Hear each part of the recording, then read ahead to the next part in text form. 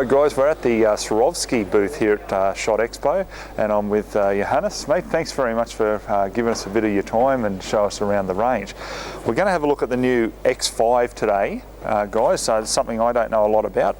I haven't had a great deal of experience with Swarovski, so mate, I'll hand it over to you. Tell us all about the new X5. Yeah, thanks Ozzy.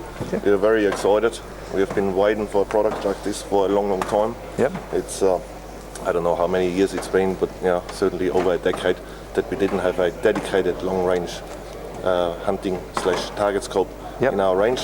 Now finally the factory has come up with a outstanding product. Yes. In our opinion, it features the normal excellence in optics that you would expect from Swarovski, and also from a ergonomic point of view, it has got some new features which are completely new. Okay.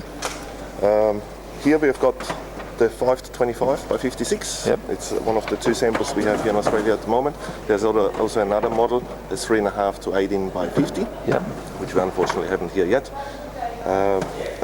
This scope has got a huge target turret, 86 MOA adjustments. I was going to say a big amount of MOA adjustment by the look of it. Yeah. This particular one has got a quarter of an inch clicks. Yep.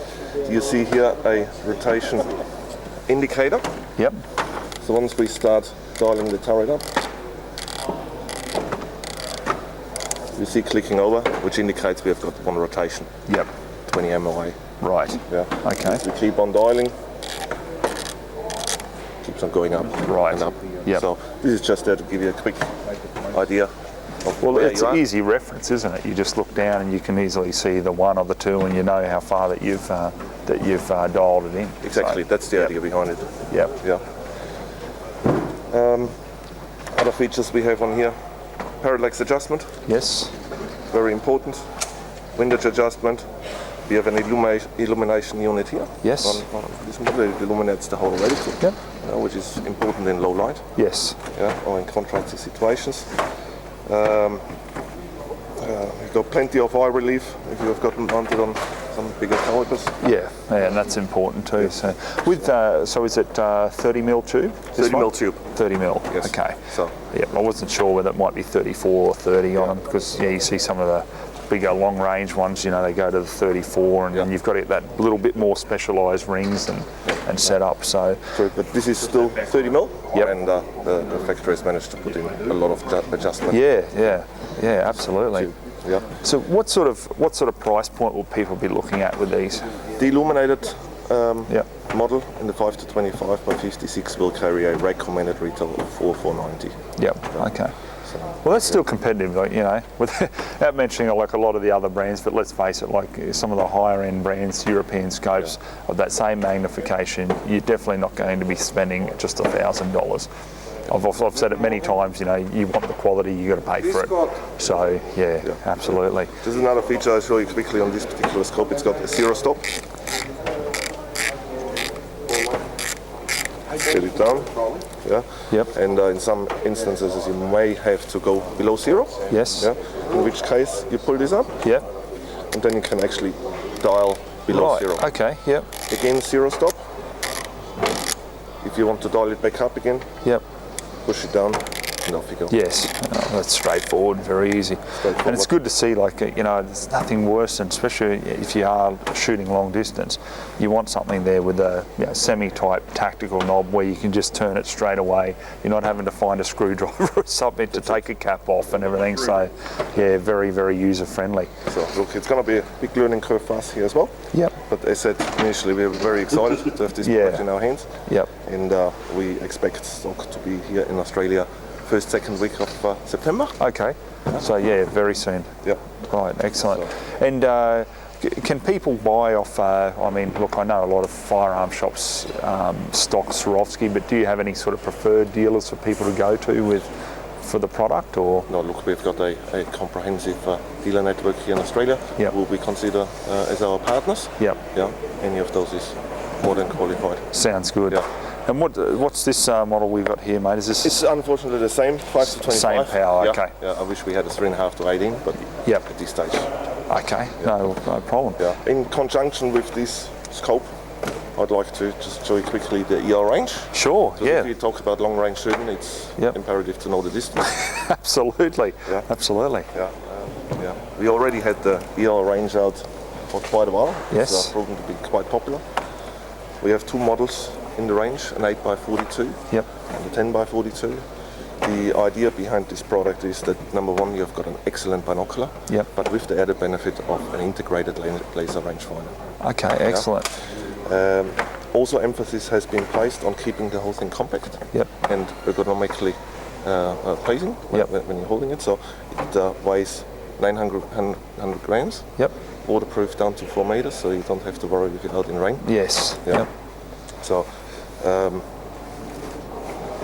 similar to our ELs.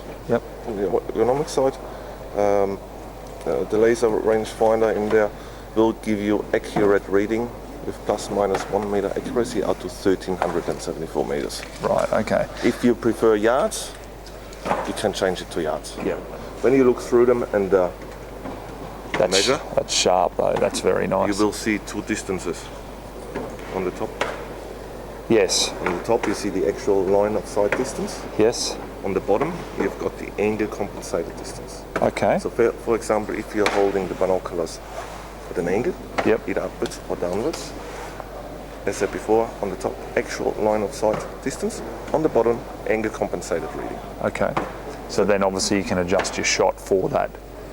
That reading. You can change it to degrees if you want to do the calculation by yourself, or you can just have the distance indicated, which is the actual aiming distance. No, that's really good.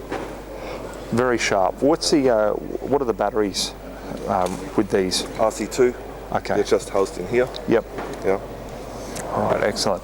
And what about the price point with these, mate, between the two, like the 8 and the 10? Is there much difference in the... Just to differentiate them, there's $100 difference. Okay. So our recommended retail for the 8x42 is $3,390.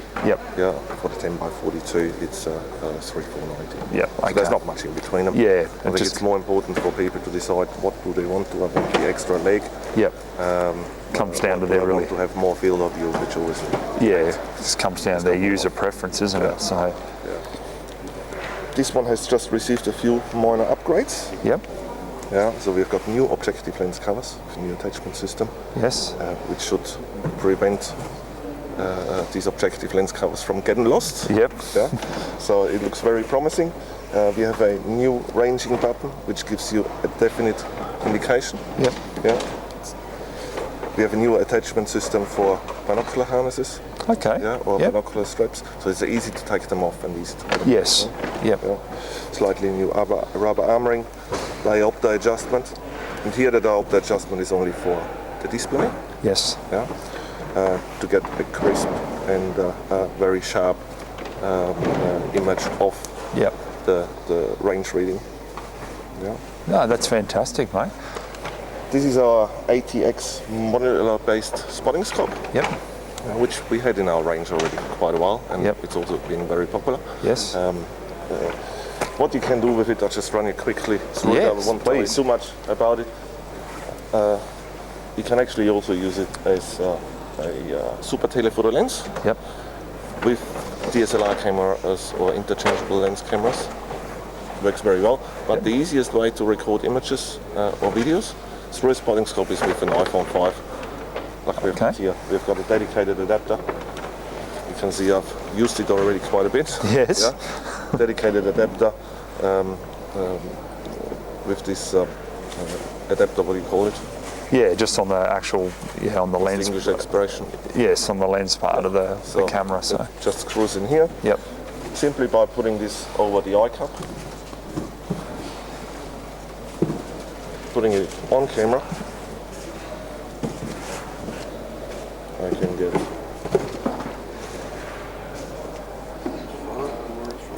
an image of an object from the distance. And of course you're going to be able to take video too with that.